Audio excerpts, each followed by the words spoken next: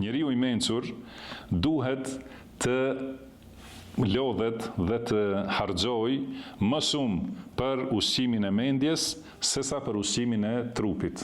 Dhe kjo është me rëndësi që sikur trupi që ka nevojë për ushqim, që të mirëmbahet dhe të fuqizohet, edhe mendja ka nevojë për ushqim, që të qëndrojë, do të thënë mos smuret dhe plotësisht si te trupi.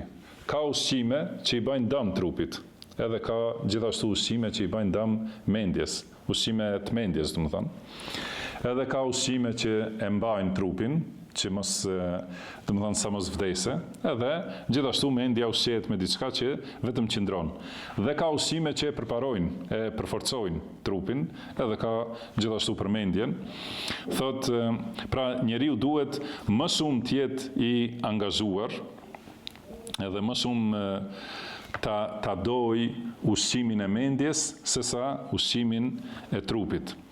Sepse ushqimi I trupit, do të thënë, pra ushqimi I trupit është haja dhe pija, kurse ushqimi I mendjes janë urtësit, dhe urtësit që janë në fjalët e Allahut dhe sunetin e pejgamberit sallallahu alejhi wasallam. Dhe siç është që trupat vdesin kur u mungon haja dhe pija, gjithashtu edhe mendjet vdesin nëse u mungon ushqimi I tyre. Nuk ka ushqim prej udhëzimit, edhe vdes mendja.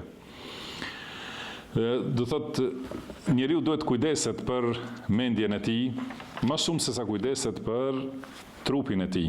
Edhe ta ruaj mendjen prej asaj që e dëmton, jo të shkojë, do thënë ta fus mendjen në vende që ja dëmtojnë, do të thënë I sjellin dyshime, edhe I sjellin smundje, edhe pastaj vrapon andej këtej, do të thënë që ta heq atë dyshim, ta largoj atë smundje, ta gjej shërimin.